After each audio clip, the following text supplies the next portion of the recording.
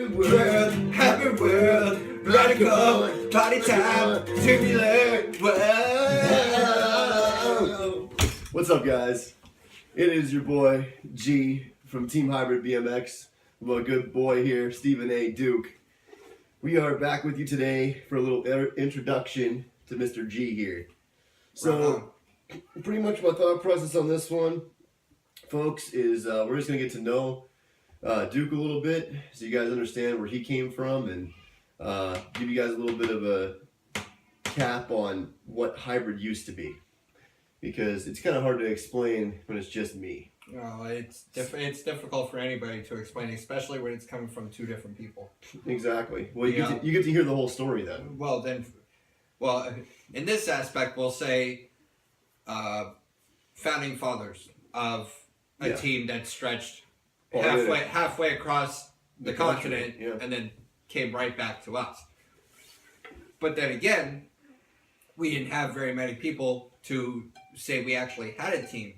And now this time, we are trying to, what am I trying to, broaden the spectrum. Yeah, broaden the spectrum. And more than that is also the fact that, we really want to become, a social network, where we're using YouTube to, get other people involved. So, it's not going to just be, and I was thinking about this too, G, and maybe you can run this by, because now Duke is co-president now. If I'm Presidente, then he's co-president. That's the way it's going to work here, guys. We're going to be president and co-president of Team Hybrid BMX.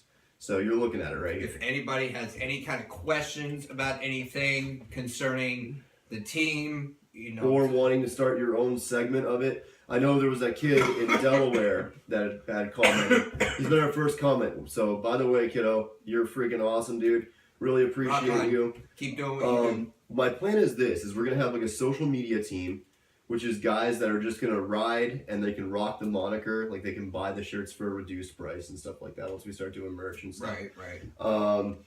And they're going to be kind of like what a flow team would be to one of the bigger riding companies. True. One of the bigger bike companies. So that would be what it would be.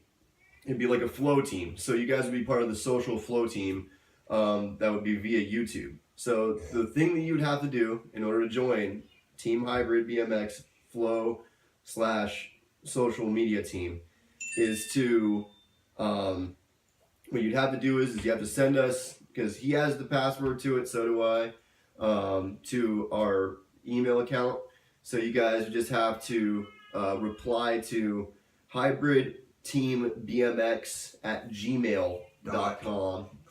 So send your videos, posts to us, and that'll help us too. Send your do bike checks with us, where you can send us what your bike has on it part wise, or if you buy a new part, we're down with that too, and we'll put you on videos. We'll edit it and put you on videos.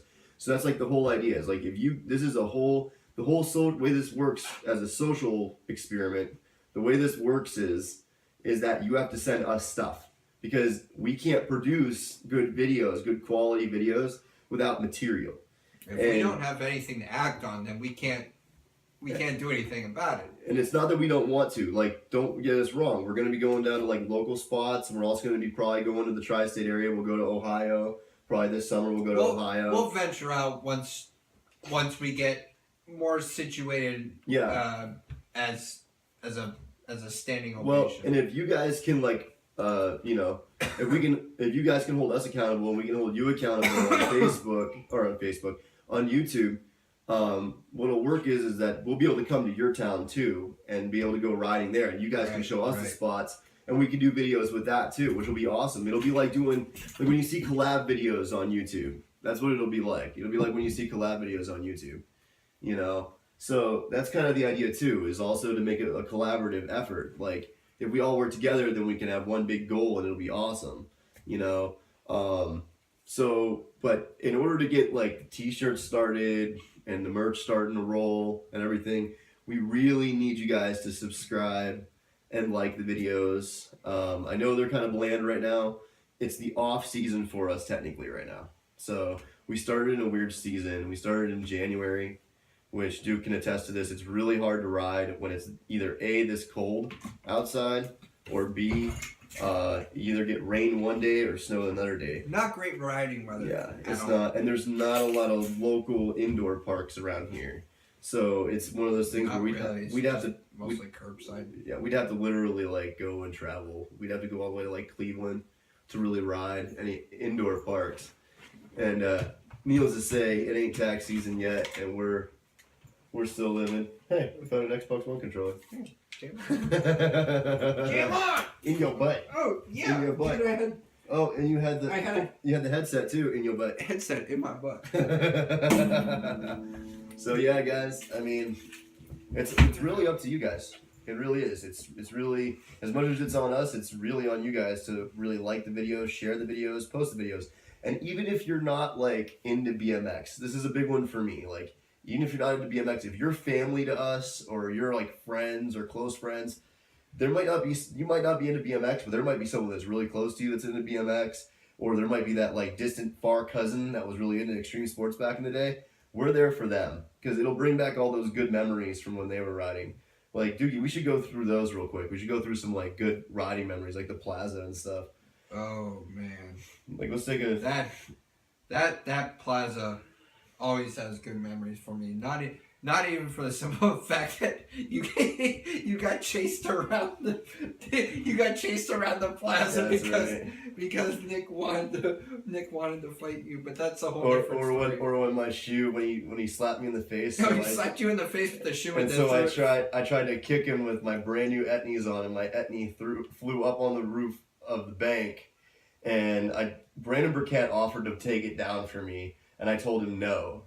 Because it was stuck. I was on the roof and I didn't want to get in trouble. I didn't want to like staple. Oh yeah, you tried climbing on the top of the PNC bank. Yeah, that would have been bad. That would have been bad. There used to be this like really nice bank wall, guys. You're gonna see it because we don't live too far from it. We'll show it to you later on. It's gonna be awesome. But it's gonna be awesome. And there was a hip. It was such a great place to learn how to ride. It's still there. It's just a lot of the spots that we kind of grew up riding over there just. Well, not even just over there. I mean, like everywhere in Erie. It's amazing how like it was like after our era of riders, like it just died. Like the market here, I wouldn't say it died. It just isn't as prevalent as it used to be. It used to be like back in like 2005, 2006, you couldn't catch a summer day without seeing at least one kid on a BMX bike. Right. In this town, you couldn't catch it, if not multiple BMX bikers riding around. So. Excuse me, guys. But yeah, I think that's really prevalent. But like, that's the other thing. You guys gotta understand like how this all transpired. One of the things I want to explain is how Team Hybrid kind of broke apart. Because I'm sure you guys are like, well, how come like you guys were a team and now all of a sudden like now you're coming back 10 years later? Well, there's a lot to go on from that. A lot of stuff went down, which we will not disclose. If you want to know, feel free to ask. But on that note, it's a long story, and I prefer not to disclose it on live feed. But that's a good point. That's a good point. Yeah, that's something we're gonna have to kind of. If anybody, that's something we're gonna have to kind of script together, actually, because I mean, I'll let you guys in on a little bit of the spiel. So we had a couple of friends, and I'm not going to put names out there, I'm not going to be rude, but we had a couple of friends that didn't like, we're older, so we're allowed. I don't care. Look, kids, if you're under age no means 21, no. If you're under the age of 21, the answer is no. But in Pennsylvania, if you're over 21, we drink Yingling. Anyways, if you don't know what Yingling is, you need to have a Yingling if you're over 21. But anyways, one of our friends didn't like the rules. Well, actually, a lot of the friends didn't like the rules that I had put in place when we had hybrid. Most of the rules that we established, I thought they were fair.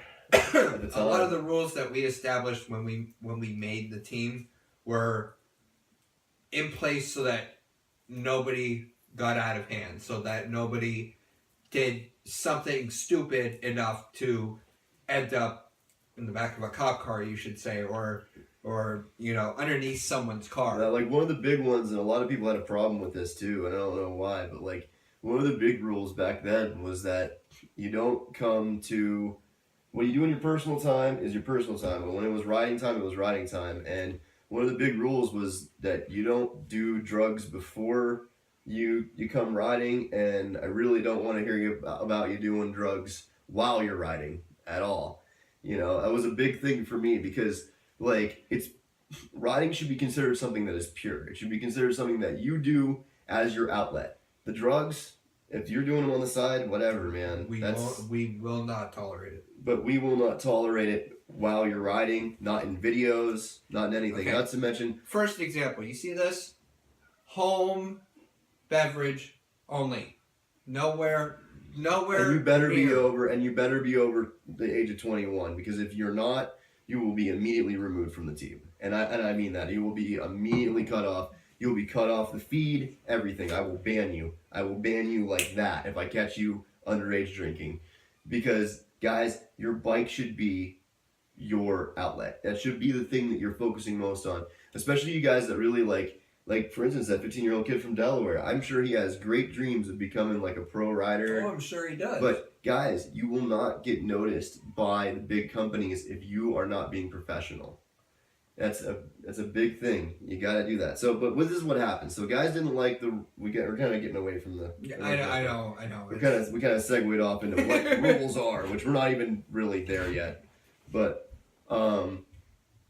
what happened with the old Team Hybrid is people didn't really like the rules, and so one of the riders decided that he was going to start his own team, and he started his own team. A lot of the other guys followed because it was more of like a freelance team that kind of just did whatever, and they just wanted to film it. And I'm not even going to disclose the name of the other team because I don't think it's fair. No. It didn't last very long. It lasted maybe another month or two, and it died like that. And the sad thing was that Hybrid was a team that lasted, what, 2-3 years? Yeah, it was close to triple years. Yeah, it was almost 3 years. Three and a half years, and then everything went sour. But that's a whole different story. Everything went sour, you know, and it was unfortunate because it was really, I thought it was a good thing. We had a good thing going. We had team riders. We had stuff going. It was really starting to form up, and we had guys out in. The sad part is that it continued out in the Midwest. It continued out in Colorado. There was riders still riding for Team Hybrid out in Colorado until 2000. We had great feedback out in Colorado. I think it was they rode till like 2011. They kept on riding. Yeah. They kept on going.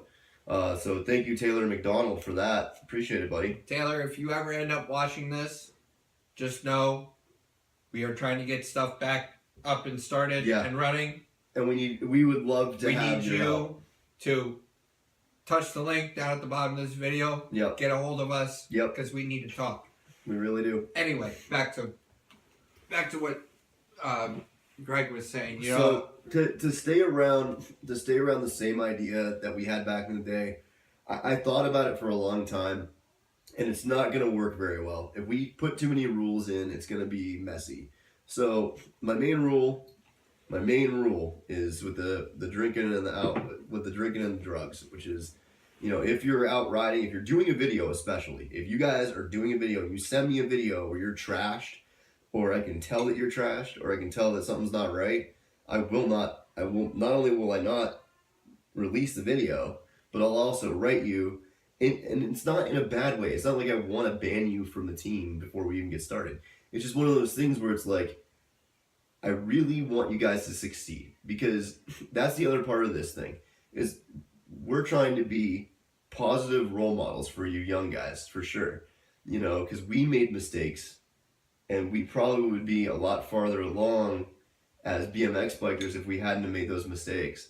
And we would have really focused instead of being all trashed all the time. And, you know, we went through a hard time, and those times were at the end, and we apparently can't change anything, but moral of the story is, if you got personal problems and you want to try something like this, it's not going to work.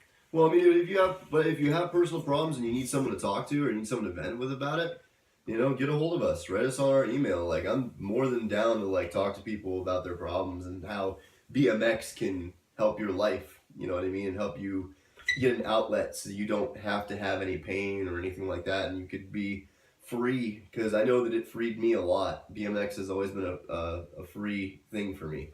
So, but you know, that's just the way that we have to roll.